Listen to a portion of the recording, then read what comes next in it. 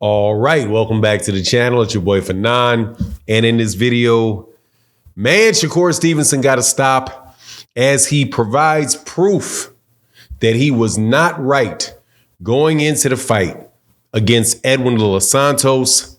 And this time, it's not about a shoulder injury or x-rays. It's not about testimony of people involved. It's a note to his girlfriend. I usually don't do this, but I got to do it this time. Let's talk about it in this video.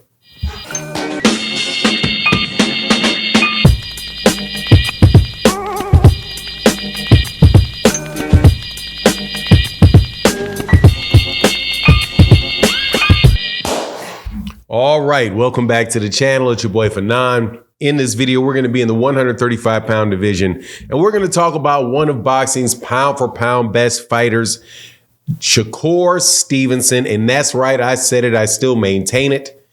One of the best fighters in the world, pound-for-pound, Shakur Stevenson, who had a fight last Thursday, not quite a week ago, against Edwin De Los Santos, and was at the high point in his career, big moment in his career, and he failed to really live up to the expectations in the fight and put on a snoozer against an Edwin De Los Santos, by the way, that really wasn't fighting back either.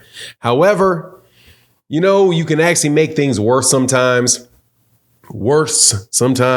when you just don't let things go. And I think that that's what Shakur Stevenson is doing.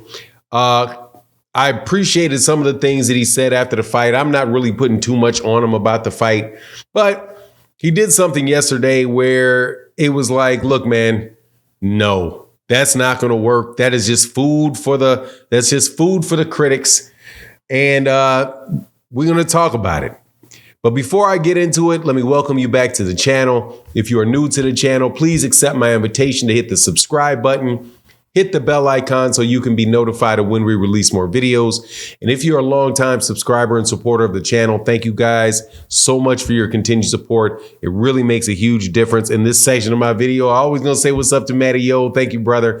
Thank you, Barbara D. Thank you, Jeff. Thank you, Mr. Miller.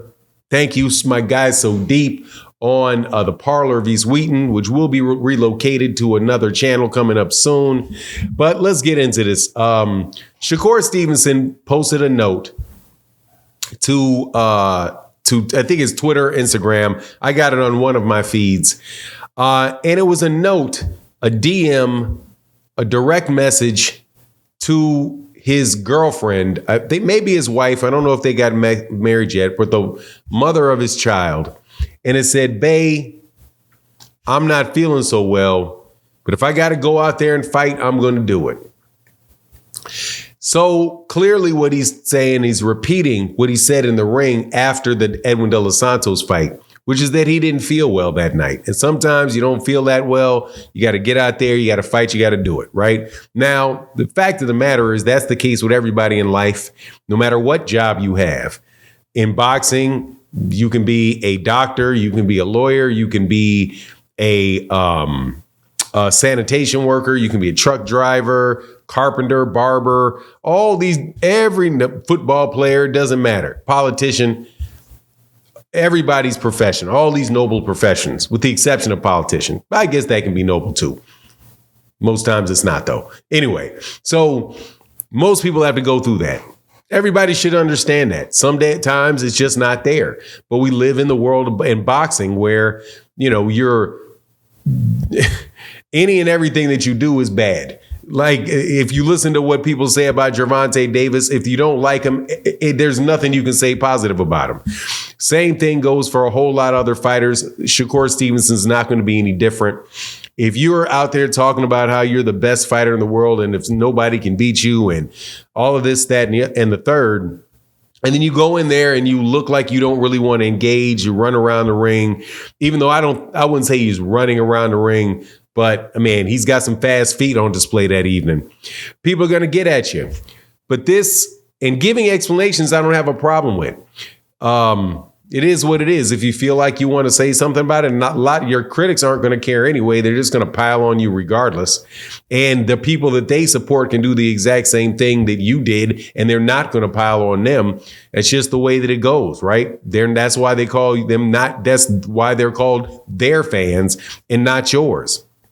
However, I don't really like the fact that he invited criticism of his family by posting a direct message to his girlfriend or the mother of his child, because that's just food. That's just food out there for the critics.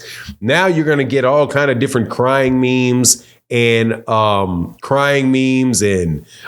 simp conversations, beta male type of conversations. You know that nonsense where people act as if because you have a loving relationship with your partner that somehow that makes you weak, right? Your job as a strong man is to have your partner be completely subservient to you and act like you don't care about him. Yeah, that's the way to a prosperous relationship.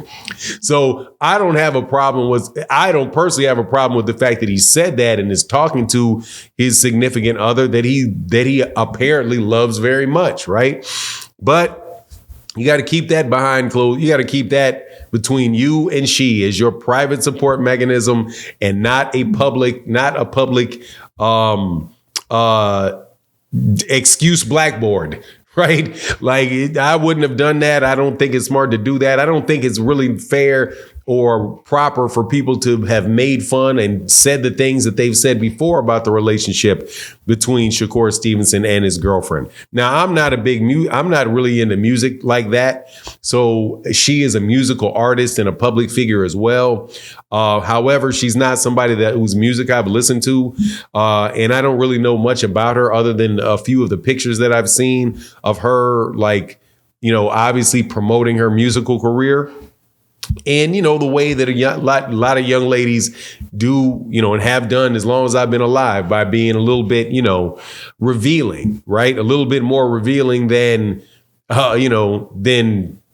some people would say is appropriate. But whatever it is what it is. We live in the day of Cardi B and Meg Thee Stallion, and it is what it is, However, just that doesn't do any good. Okay. People don't care if you felt well or not. And it doesn't matter whether or not she says you did, agrees with you or whatever. They still going to say you a liar and you scared and you can't take a punch and all of that. So I just didn't get it, man. I didn't think that was a very very, very smart move. The best way to go about it is just to continue to fight, man. Really and truly, just continue to fight. Fight however you feel appropriate to fight in that ring at that time.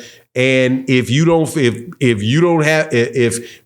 comfortable sitting in the pocket with somebody that is a really heavy puncher, then don't.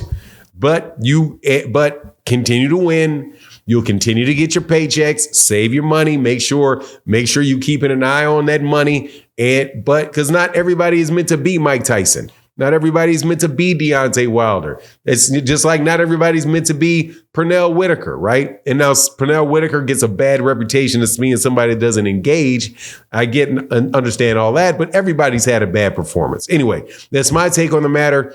Please let me know what you think in the comment section. And with that, I'm out. Peace.